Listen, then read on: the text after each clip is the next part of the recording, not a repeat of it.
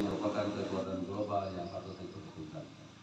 Selanjutnya pada abad 16 Islam dianggap merupakan kekuatan global yang terhebat walaupun pernah ada dinasti Sung 960 Masehi sampai 1260 Masehi masih membuktikan keunggulan dalam hal etos, kompleksitas sosialnya, dan Italia dengan renaissannya lahir kembali dengan pencerahan pada abad ke-16 itu adalah masa yang penuh kejutan dan inovasi dengan keberadaannya.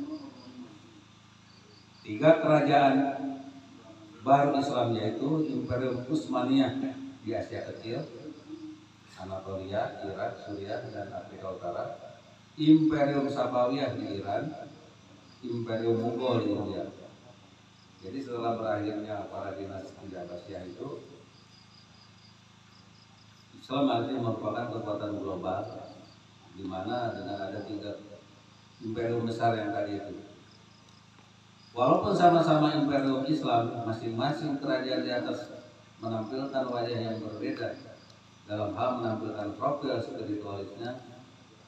Seperti Imperium Mughal India tampil mewakili rasionalisme filosofis universalisme toleran yang lebih dikenal dengan nama falsafah. Para penguasa Imperium Safawiyah di Iran menjadikan Syiah sebagai agama resmi. Imperium Utsmaniyah yang sangat loyal pada kaum Sunni menciptakan masyarakat politik berdasarkan syariat dan sangat menjunjung tinggi hukum Islam. Nah, jadi udah abad ke-15 aja warna Islam itu udah dengan 3 kekuatan yang menjadi kekuatan global sudah sedemikian itu warnanya. Bahkan ya pun yang berkaitan dengan syariat dengan itu juga sudah terkonstruksikan dibawa ke arus mainstream masing-masing. Jadi makanya Buya sering mengatakan jangan disakralkan yang namanya syariat, tapi nilai hakiki yang ada dalam syariat itu yang harus diabadikan. Kalau masalah syariat itu kaitan dengan budaya yang udah disertai kepada mainstream masing-masing.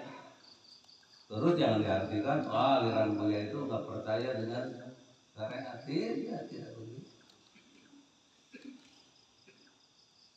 Wah, ini udah lewat setengah jam ini. Kita sudahi dulu aja yang dibahas. Sekarang waktu yang tersisa kita buka untuk dialog.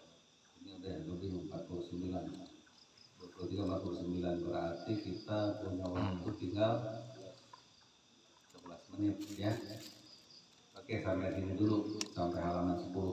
Di halaman berikutnya kita bahas kesempatan yang akan datang dengan materi tadi. Terima kasih atas perhatiannya, mohon maaf atas kekurangan. Tetap saya buka waktu yang 11 menit ini untuk tanya jawab. Persilakan. Silakan yang ada yang ingin bertanya ataupun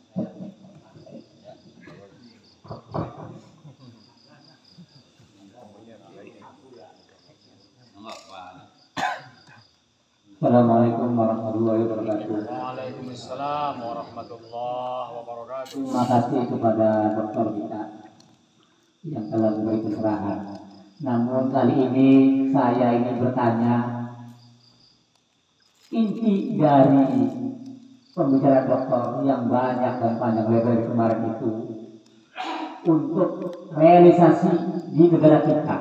Minta maaf kalau pertanyaan ini pertama agak panjang, kedua barangkali terkait dengan dokter sebagai panglima kita, yakni penegak hukum.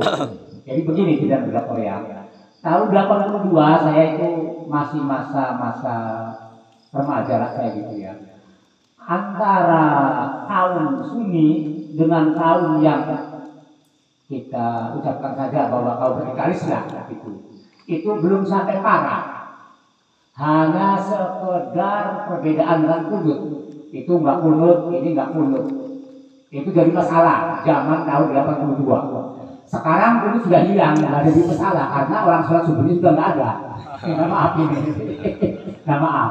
Nah, sekarang beralih di medsos sangat keras bahwa kita kaum sufisme selalu diserang oleh kaum-kaum yang cingkrang bahasa kasarnya gitu ya.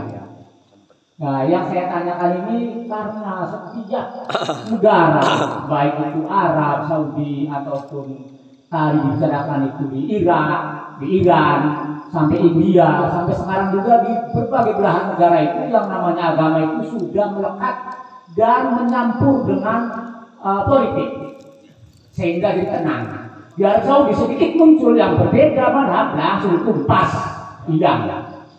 Nah sekarang saya minta tanya sama Pak Dokter, di Indonesia ini sudah sangat resah menurut kami sebagai warga NU. Adakah ikut campur atau termasuk ikut campur atau kehadiran negara untuk mengamankan atau setidaknya mencegah bangsa-bangsa yang radikal menurut kami, mungkin menurut beliau juga radikal saya ini, karena aliran sesat lah, yang gini-gini itulah, wasilah lah, yang dimana itu nggak boleh menurut mereka. Jadi yang intinya di mana kehadiran negara di masalah ini. Terima kasih, barangkali salam dan maaf. Wassalamualaikum warahmatullahi wabarakatuh. Waalaikumsalam warahmatullahi wabarakatuh. Pertanyaan yang sangat indah, cantik, dan esensial dan tegas. Jadi kalau kita mau mempermasalahkan perbedaan, itu sudah sejak zaman Rasulullah juga berbeda. Jadi realita dalam sejarah, nanti kita akan kupas pada materi berikutnya. Di Mekah sendiri, sebelum ada aliran Wahabi, itu di Masjidil Haram itu macam-macam. 4 mazhab dipakai dan perbedaan, dan itu sangat frontal perbedaan itu. Jadi terlepas dari antara simpati dan antipati kepada namanya Wahabi, harus berterima kasih. Sekarang di Mekah itu sudah sama. Ini satu mazhab. Saya nggak mau mengatakan mazhab mana, tapi sudah satu. Nah, di negeri kita mesti lihat perjalanan sejarah. Islam masuk ke Indonesia tidak seperti yang dipisahkan dalam kebanyakan sejarah melalui pedagang-pedagang Gujarat, tidak. Islam masuk ke Indonesia itu abad ke-8 pada dinasti Abbasiyah masa kepemimpinan Al-Ma'mun. Al-Ma'mun itu putra Harun ar-Rasyid. Anak ke-7 dinasti Abbasiyah. Dikirim 100 ulama Syiah. Dikirim 100 ulama Syiah untuk mengislamkan Nusantara.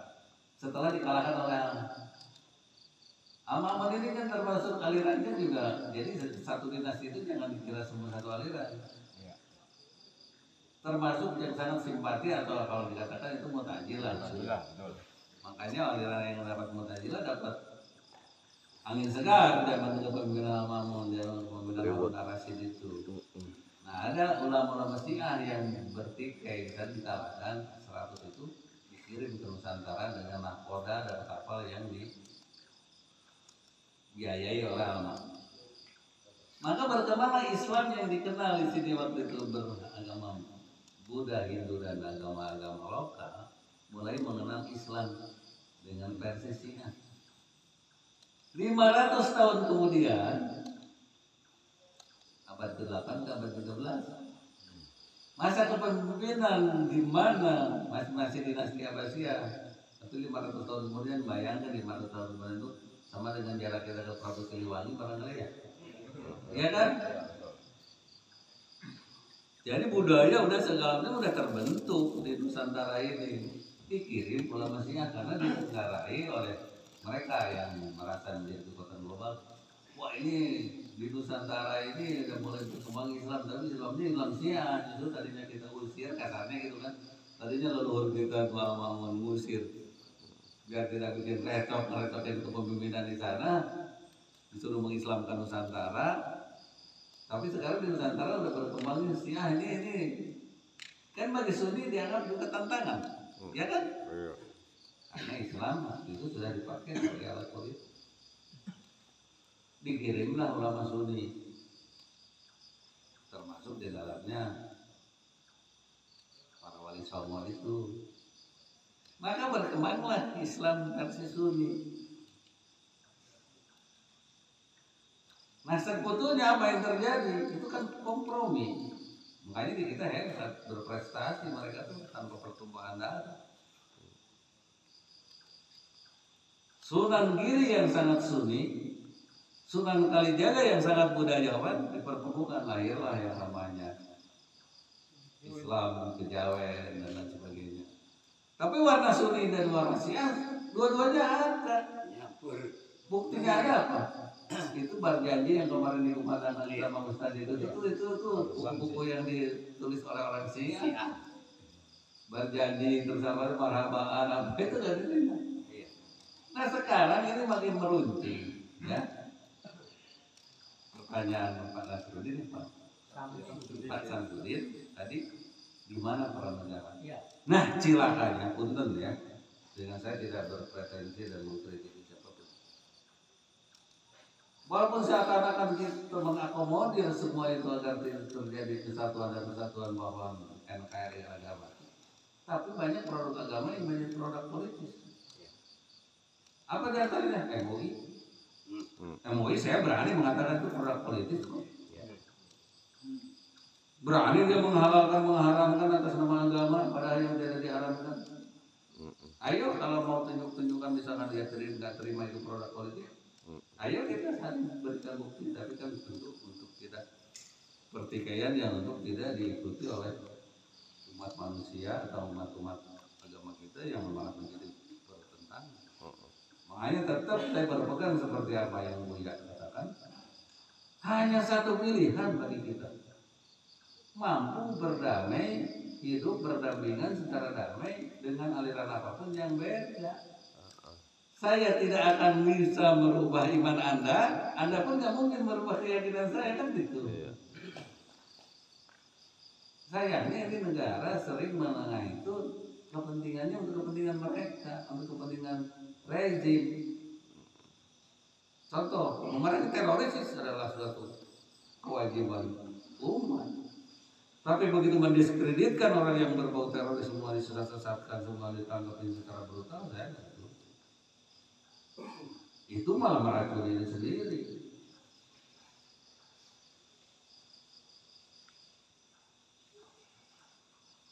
Orang-orang yang berpikir tentang khilafah, kalau menurut saya itu orang yang sedang bermimpi di hari siang, yang membangun khilafah itu, mereka pelajari nggak?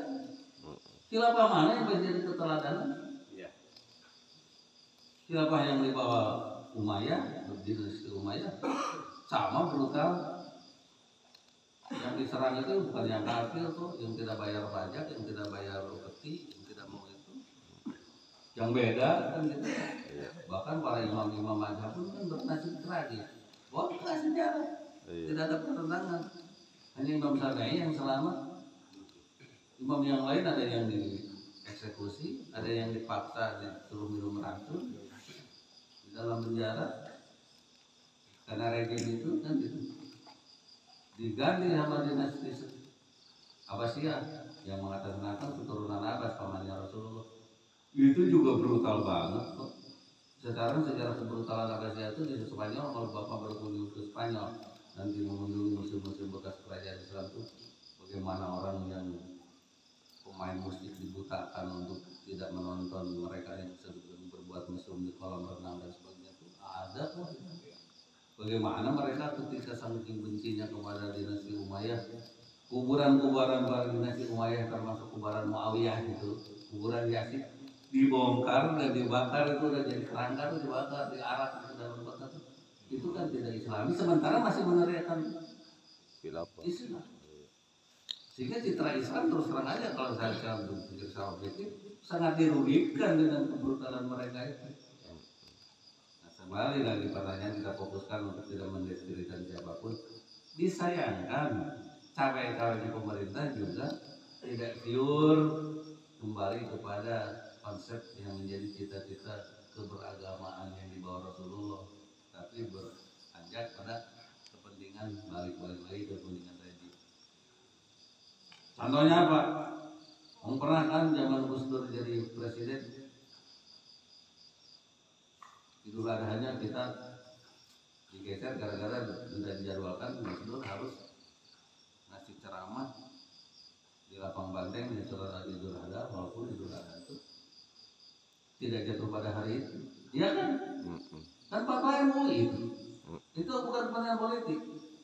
Sekarang secara nalar resmi aja namanya Idul Adha itu satu hari setelah wukuf kan.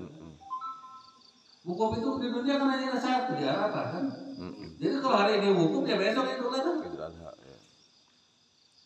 Tapi kita kan pernah melakukan sholat Idul Adha-nya, hari Idul Adha-nya 2 hari setelah wukuf.